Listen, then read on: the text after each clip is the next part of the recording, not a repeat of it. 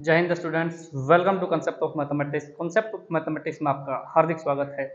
आज हम अपनी इस नए वीडियो में क्षेत्रमिति यानी जो क्षेत्रफल और परिमाप, क्षेत्र मतलब क्षेत्रफल, मिति मतलब माप, क्षेत्रफल और परिमाप के बारे में चर्चा करेंगे। उसमें हम एक बेसिक जो है एक एक करके चर्चा करेंगे, जिसमें हम सिर्फ त्रिभुज के बारे में इस वीडियो में चर्चा करेंगे। जो त्रिभुज है और उसके जो प्रकार हैं, उसका क्षेत्रफल और परिमाप कैसे निकाला जाता है। तो त्रिभुज के बारे में पहले वीडियो बेसिक वीडियो बना चुका हूं, ज्योमेट्री के, उसमें देख लीजिएगा। त्रि मतलब तीन भुजा, तो ये तीन भुजा, तीन भुजा, क्लियर है।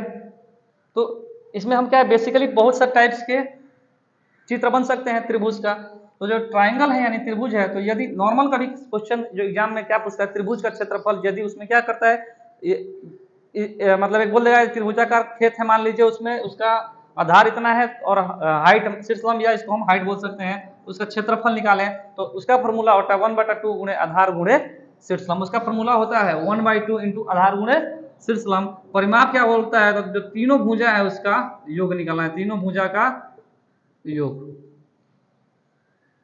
1/2 आधार गुणे शीर्षलंब, ये हो गया त्रिभुज का क्षेत्रफल। और उसका परिमाप बोलेगा तो जो तीनों भुजा का माप है उसका योग क्या हो गया, परि मतलब बाहर, माप मतलब मापना, तो परिमाप मतलब ये वाला भुजा, ये वाला भुजा, ये वाला भुजा। तो ये नॉर्मल त्रिभुज का क्षेत्रफल हो गया। उसी में त्रिभुज में क्षेत्रफल में क्या होता है, समबाहु त्रिभुज। तो समबाहु का मतलब, सम मतलब बराबर, बाहु मतलब भुजा, तो बराबर भुजा मान लिया मैंने, ये ए बी सी, तीनों भुजा का मैंने मान लिया, ये भी ए है, ये भी ए है, ये भी ए है। तो इसका क्षेत्रफल होता है रूट अंडर 3/4 इंटू भुजा स्क्वायर, रूट अंडर 3/4 इंटू भुजा स्क्वायर। और इसका परिमाप बोलेगा तो परिमाप का मतलब क्या होता है, ए प्लस ए बराबर 3 गुणे ए बराबर 3 गुणे भुजा। समबाहु त्रिभुज निकल गया आपको, समबाहु त्रिभुज समझ में आ गया। तो समबाहु त्रिभुज माने सारे भुजा बराबर, तो ए तो इसका क्षेत्रफल क्या होता है, रूट अंडर 3/4 इंटू भुजा स्क्वायर।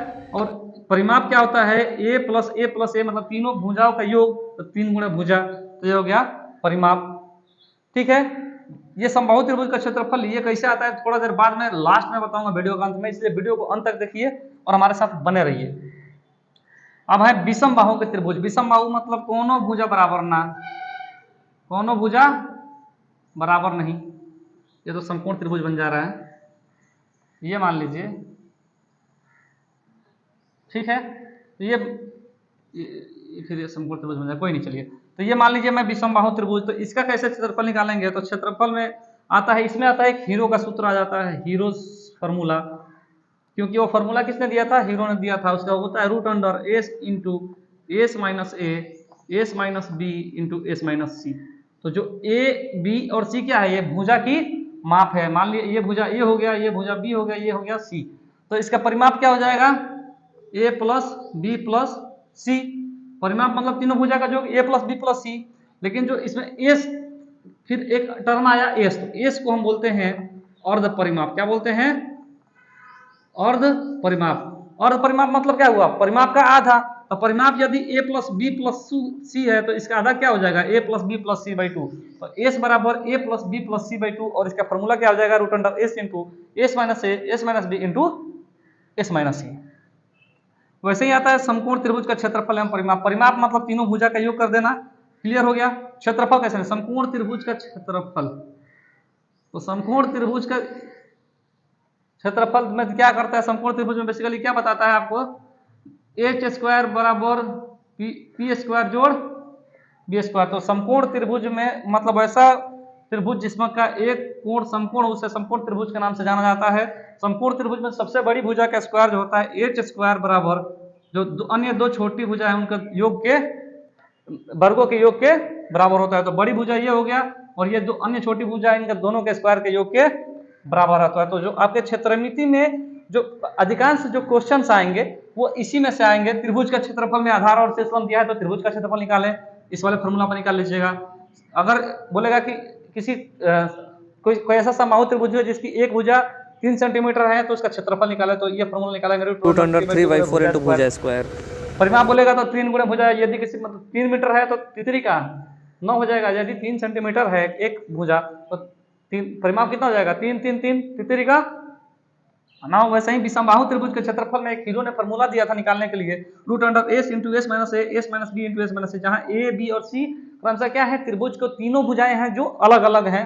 और जो इसमें जो एस तो परिमाप क्या होगा ए प्लस बी, और एस को हम बोलते हैं अर्ध परिमिति या अर्ध परिमाप, इसको हम A plus B plus C by 2 भी लिख सकते हैं। समकोण त्रिभुज में बोलेगा कि तो समकोण कर्ण निकाली यदि आधार लंब और आधार दिया है तो हम क्या करेंगे एच स्क्वायर बराबर पी स्क्वायर जोड़ बी स्क्वायर लिखेंगे तो हमारा ये फॉर्मूला प्राप्त हो जाएगा।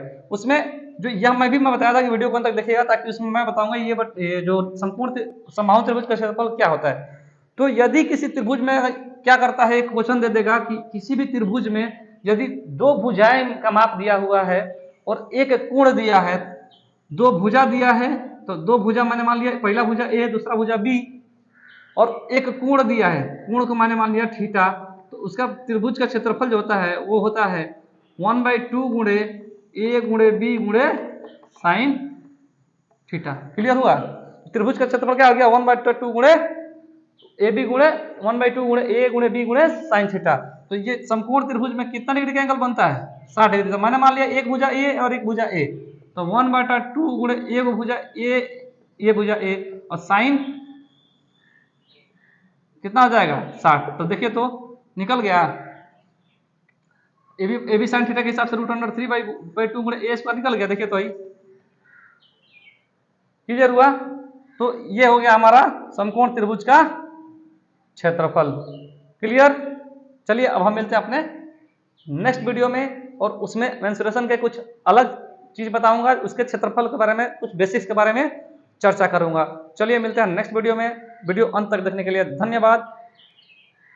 वीडियो को लाइक सब्सक्राइब और बहुत सारा प्यार दीजिए, शेयर कीजिए और हमारे साथ बने रहिए बेसिक्स के मैथमेटिक्स बेसिक्स जानने के लिए।